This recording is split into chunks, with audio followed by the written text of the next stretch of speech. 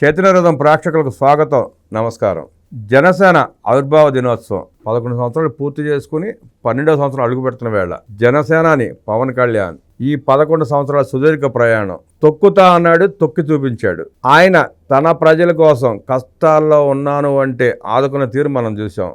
జగన్మోహన్ రెడ్డి పరిపాలనలో రైతులు, కౌలు రైతులు ఆత్మహత్య చేసుకుంటే వారి కోసమే సినిమాలో నటించి ఆ రైతులను కాపాడుకున్న పరిస్థితిని చూసాం. 2014-19 మధ్యలో ఆయన రాజకీయ ప్రయాణం చూసాం. 2019-24 మధ్యలో ఆయన రాజకీయ ప్రయాణం చూసాం.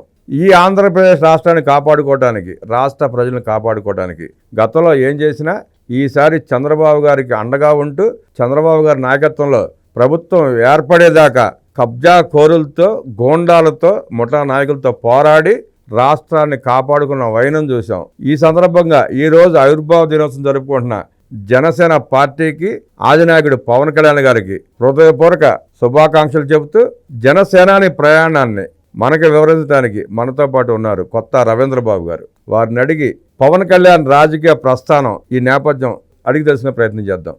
సార్ నమస్తే. నమస్తే. జనసేనాని, జనాల మనిషి పవన్ కళ్యాణ్, ఆయన రాజకీయ ప్రస్థానం, ఆయన పడ్డ ఒడిదుడుకులు, ఆయన పడ్డ కష్టాలు వివరించండి సార్. మొదలుగా జన సైనికుల్ని లేదా ఆ అధ్యక్షుడు పవన్ కళ్యాణ్ గారిని అభినందిస్తూ, ఈరోజు ఫౌండేషన్ డే కాబట్టి 14th March 2014లో జనసేన ఆవిర్భావం జరిగింది, ఫౌండేషన్. సో గడిచిన 11 సంవత్సరాలుగా ఎన్నో ఒడుదొడుకులు, అప్ అండ్ డౌన్స్ను ఫేస్ చేస్తూ ఈ ప్రక్రియలో ఒక మెచ్యూరిటీ డెవలప్ చేసుకుంటూ రాజకీయ ప్రస్థానంలో ముందుకెళ్తూ 2 తెలుగు రాష్ట్రాల్లో అత్యంత ఎనర్జెటిక్, డైనమిక్ నాయకత్వం అంటే పవన్ కళ్యాణ్ అనిపించే విధంగా పార్టీని నడిపించటం ఒక గొప్ప అభినందించదగ్గ విషయం. సో ఈయన ప్రస్తావన మనం ఒక్కసారి చూసినట్టయితే 2014లో ఎలక్షన్లో కాంటెస్ట్ చేయలేదు. అప్పట్లో ప్రతిపక్షంగా ఉన్న వైఎస్ఆర్ కాంగ్రెస్ పార్టీ ఇంకొకరు రకరకాల విమర్శలు చేశారు.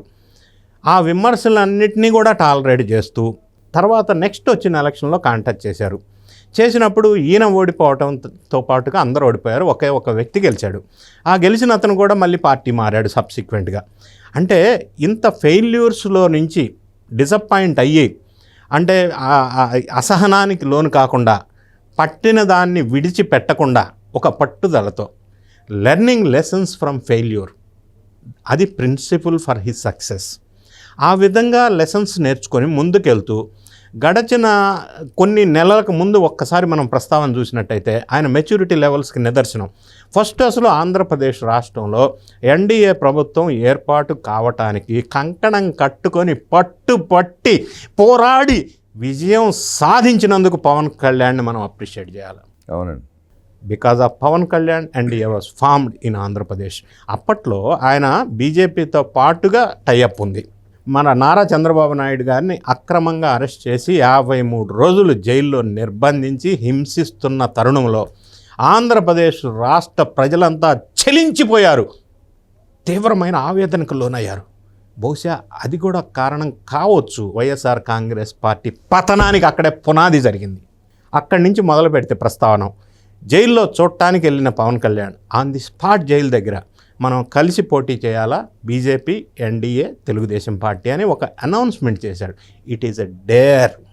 ఎంత ధైర్య సాహసాలతో ఆ అనౌన్స్మెంట్ చేశారు ఒకటి. రెండోది అంటే ఆయన జరిగిన సంఘటనలకి చెలించిపోయారు.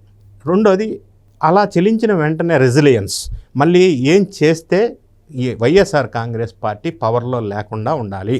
ఆయన లక్ష్యం ఒకటే, వైఎస్ఆర్ కాంగ్రెస్ పార్టీ పవర్లో లేకుండా ఉండాలంటే ఏం చేయాలో అవన్నీ చేయడానికి సిద్ధం, అన్నిటికీ నేను కాంప్రమైజ్, కానీ అల్టిమేట్ గోల్ మాత్రం వైఎస్ఆర్ కాంగ్రెస్ పార్టీ ఉండకూడదు అనే ఒక పట్టుదల, ధైర్య సాహసోపేతమైన నిర్ణయం తీసుకున్నారు.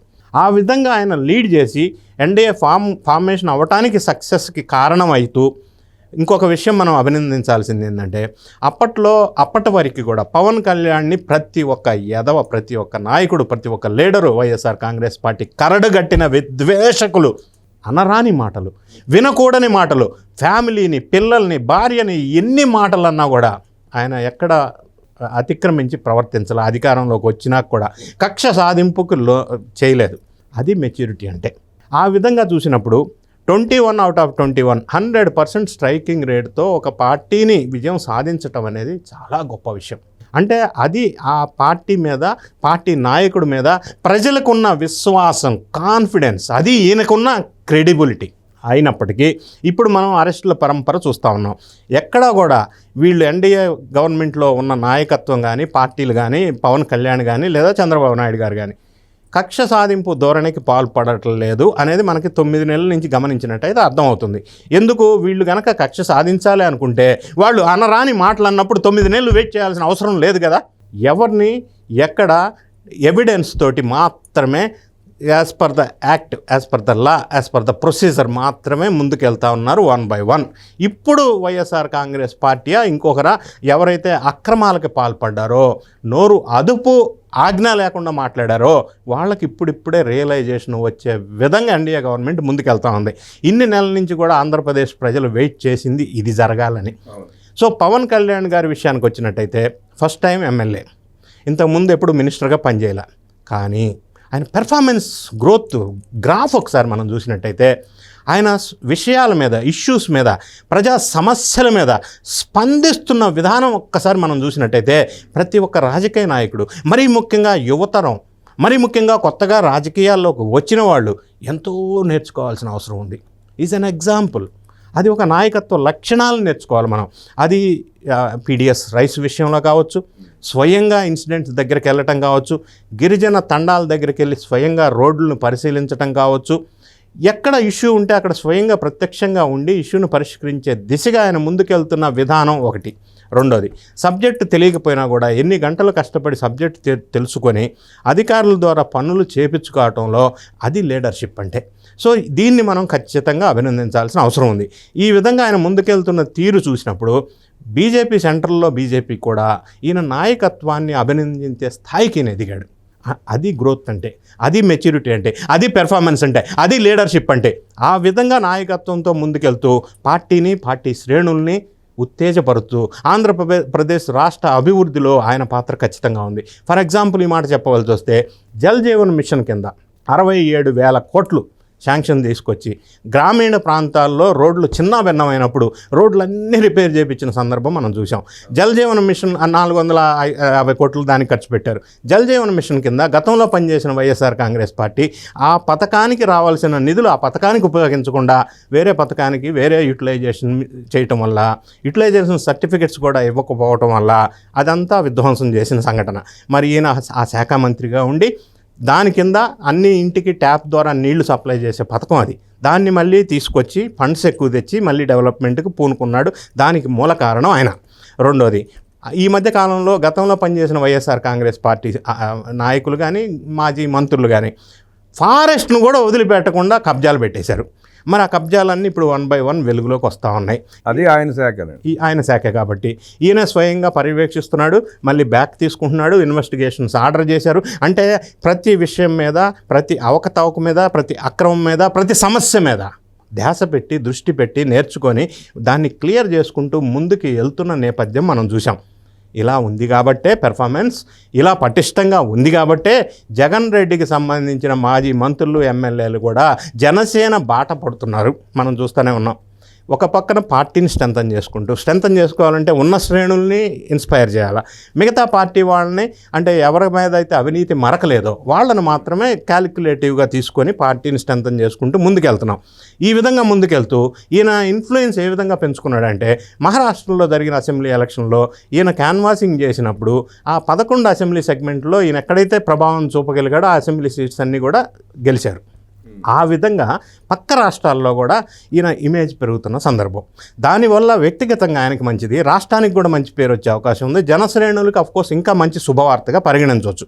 నేనేమంటానంటే, ఈ విధంగా జనసేన నాయకుడు పవన్ కళ్యాణ్ ఎదుగుతూ మెచ్యూరిటీ లెవెల్ పెంచుకుంటూ ముందుకెళ్తున్న సందర్భంలో బీజేపీ వాళ్ళు రాబోయే రోజుల్లో సౌత్ ఇండియాలో ఉన్న మిగతా రాష్ట్రాల అసెంబ్లీ ఎలక్షన్స్ వస్తున్న నేపథ్యంలో వాటిల్లో ఖచ్చితంగా పవన్ కళ్యాణ్ని యూటిలైజ్ చేసుకొని బీజేపీ ఎంతో కొంత లబ్ధి పొందాలా అని ప్లానింగ్ కూడా చేస్తున్న సందర్భం మనకు వెలుగులోకి వస్తూ ఉంది. ఆ విధంగా చేసినప్పుడు జనసేన నాయకుడు పెరుగుతున్నారు, హీస్ గ్రోయింగ్. కాబట్టి నాయకత్వం అంటే అది ఆ పటిష్టత తీసుకొచ్చినందుకు 11 సంవత్సరాల ఈ పార్టీ చరిత్రలో ఆయన ఈ పార్టీని ఈ స్థాయికి తీసుకురావడం అనేది మనం ఖచ్చితంగా గొప్ప విషయంగా పరిగణించవచ్చు. రెండోది, ఈ విధంగా ప్రయాణం చూసినట్టయితే ఆయన ఇంకా పెద్దగా ఎదిగే అవకాశాలు, వేరే రాష్ట్రాల్లో కూడా ప్రభావితం చూపగలిగే ఒక వ్యక్తిగా, శక్తిగా, వ్యవస్థీకృత శక్తిగా ముందుకు వెళ్తారు అనిపిస్తూ ఉంది ఆయన చూస్తూ ఉంటే. సార్ 2019లో మీరు పవన్ కళ్యాణ్ గారు ఓడిపోవటం కానివ్వండి, నారా లోకేష్ ఓడిపోవటం కానివ్వండి, ఇద్దరు ఓడిపోవటం వల్లనే రాటుదేలిన రాజకీయ నాయకులుగా తయారన్న చర్చ ఒకటి నడుస్తూ ఉంది. అదే అప్పట్లో గెలిచినట్టయితే ఇంత పట్టుదల, ఇంత కృషి ఉండేది కాదేమో అన్న చర్చ కూడా ఉంది. అప్పుడు ఓడిపోవటమే ఇవాళ గెలుపుకి అద్భుతమైన మెజార్టీలు వచ్చినాయి ఇద్దరికి. వీళ్ళు మంచి నాయకులుగా, భవిష్యత్తు నాయకులుగా ఎదిగే అవకాశం వచ్చిందన్న ప్రశంస కూడా ఉంది. అంటే మనకి ఎప్పుడైనా కూడా ప్రయాణంలో దెబ్బ తగిలినప్పుడు మనకి స్ట్రెంగ్త్ వస్తుంది, బలం వస్తుంది ఒకటి. రెండోది, ఫెయిల్యూర్స్ వచ్చినప్పుడు అందులో నుంచి లెసన్స్ నేర్చుకోగలిగితే సక్సెస్ అవడానికి కారణంలో ఇదొకటి. వీళ్ళిద్దరు కూడా ప్రస్తావన ఓడిపోవటం వల్ల, లేదా వీళ్ళు పాదయాత్రలు చేయటం వల్ల, లేదా ఆ ఓడిపోవటం వల్ల వచ్చిన అనుభవం రీత్యా వచ్చిన నాలెడ్జ్ వల్ల, రియలైజేషన్ వల్ల వీళ్ళకి పట్టుదల పెరగటం, మెచ్యూరిటీ లెవెల్స్ పెరగటం, నాయకత్వ లక్షణాలను అందించుకొని ముందుకు వెళ్ళటం అనేది జరుగుతూ ఉన్నమాట వాస్తవం. పవన్ కళ్యాణ్ గారిని, నారా లోకేష్ గారిని ఎంత టార్గెట్ చేసి వ్యక్తిత్వ హనాలకు పాల్పడినా కూడా వాళ్ళు అవేమి పట్టించుకోకుండా వాళ్ళ శాఖల్ని అభివృద్ధి చేసుకుంటూ ఆ బాటలను పయనిస్తారు ఇద్దరు. అది తట్టుకోలేని జగన్మోహన్ రెడ్డి, అతని వర్గం ఇద్దరి మధ్య గ్యాప్ తీసుకొచ్చే ప్రయత్నం కూడా విపరీతంగా చేశారు. ఈ సందర్భంగానే పవన్ కళ్యాణ్ గారు అసెంబ్లీలో చెప్పారు, పవన్ కళ్యాణ్ గారు, మా బంధం 15 సంవత్సరాలు అలా ఉంటుంది, ఈ రాష్ట్ర అభివృద్ధి కోసం చిన్న చిన్న పొరపాట్లు వచ్చినా మేము విడిపోము, కలిసే ప్రయాణం చేస్తాం స్పష్టంగా చెప్పినాక ఈ కొంచెం ఆగినాయి. మళ్ళీ ఇక్కడ కామన్ ప్రిన్సిపల్ ఎన్డీఏ ఒకటే, ఆంధ్ర రాష్ట్రం వైఎస్ఆర్ కాంగ్రెస్ పార్టీ రహిత రాష్ట్రంగా చేయాలి అని. ఎన్డీఏలో 3 పార్టీలకి ఒకే లక్ష్యం, ఒకే విజన్, ఒకే గోలు ఉన్నప్పుడు వేరే ఏ వ్యక్తి లేదా శక్తి లేదా ఏ పార్టీ వీళ్ళని విచ్ఛిన్నం చేయాలని ప్రయత్నం చేసినా వీళ్ళ బంధం బలపడే విధంగా వీళ్ళు చేసిన స్టేట్మెంట్స్ కానీ, వీళ్ళు వ్యవహరిస్తున్న తీరు కానీ ఉంది. అంటే వైఎస్ఆర్ కాంగ్రెస్ పార్టీ సహజంగానే ఆ పార్టీ ఫిలాసఫీ, ఆ పార్టీ కల్చరు, ఆ పార్టీ నేచరు, వాళ్ళ వ్యక్తిత్వాలను మనం ఒకసారి చూసినట్టయితే ఇటువంటి స్ప్లిట్ చేసి రాజకీయం చేయాలన్న ప్రయత్నాలు జరిగినాయి. కానీ వాటిని అధిగమించి వీళ్ళు ముందుకెళ్తూ, మరీ ముఖ్యంగా పవన్ కళ్యాణ్ ఈ మధ్య మీరు అన్నట్టుగా అసెంబ్లీలో ప్రస్తావిస్తూ ఇంకా స్ట్రెంగ్త్ అవుతున్నారు తప్ప వీక్ అవ్వట్లేదు. ఎందుకంటే లక్ష్యం ఒకటే, వైఎస్ఆర్ కాంగ్రెస్ పార్టీ ఆంధ్రప్రదేశ్లో ఉండకూడదని వీళ్ళు ఫిక్స్ చేసుకున్నారు. ఆ విధంగా ముందుకెళ్తున్న నేపథ్యంలో ఒక అద్భుతమైన పాలన 9 నెలల నుంచి ప్రజలు అనుభవించి ఉన్నారు. కాబట్టి ఇది ఎప్పటికీ కొనసాగే విధంగా ఉంటుంది. ఎందుకంటే వైఎస్ఆర్ కాంగ్రెస్ పార్టీ మునుగుతున్న పడవలాగా ఈ మధ్యకాలంలో పరిణామాలు మనకు కనిపిస్తూ ఉన్నాయి. సరే, ఈ సందర్భంగా మహాభారతంలో శ్రీకృష్ణుడు అర్జునుడు గీతోపదేశం చేసినట్టు చంద్రబాబు నాయుడు గారు పవన్ కళ్యాణ్కి గీతోపదేశం చేస్తూ తన రాజకీయాన్ని గాడిలో పెట్టుకుంటూ మంచి భవిష్యత్తు నాయకుడిగా తీర్చిదిద్దే ప్రయత్నం చేస్తున్నారన్న మాటలు కూడా వింటున్నాం. మీరు భగవద్గీత ప్రస్తావన చేసినప్పుడు నేనేమంటున్నానంటే, ఎన్డీఏ గవర్నమెంట్ చంద్రబాబు నాయుడు గారు పవన్ కళ్యాణ్ నేతృత్వంలో ముందుకెళ్తున్న తీరు మీరు భగవద్గీత కనెక్ట్ చేశారు కాబట్టి, యద్యదాచరతి శ్రేష్ఠ తత్త జయోచరో జనః అంటే శ్రేష్ఠులు ఏదైతే చేస్తారో, ఏదైతే వాళ్ళు ముందుకెళ్తారో ఆ విధానాన్ని లోకమంతా ప్రామాణికంగా భావిస్తుంది. అంటే వీళ్ళు చేస్తున్న నాయకత్వ లక్షణాలని మిగతా లోకం, నాయకులు లేకపోతే శ్రేణులంతా దీన్ని ఒక ప్రామాణికంగా తీసుకొని ముందుకు ఆదర్శంగా తీసుకుంటారు. ఆ విధంగా వీళ్ళు ముందుకెళ్తున్నారు. ఈ సందర్భంగా మీకు ధన్యవాదాలు తెలుపుతూ అద్భుతంగా విశ్లేషించారు సార్. అర్జునుడి గురి కంటి పక్షి మీదే ఉన్నట్టు, కంటి పక్షినే చూస్తూ విల్లంబు ఎక్కబొడిచినట్టు ఆయన ఏదైతే అన్నాడో వైఎస్ఆర్ కాంగ్రెస్ పార్టీని అణదొక్కుతానని దాన్ని నెరవేర్చుకున్నాడు. మరోసారి ఈ సందర్భంగా వారికి హృదయపూర్వక శుభాకాంక్షలు చెబుతాం సార్. Thank you.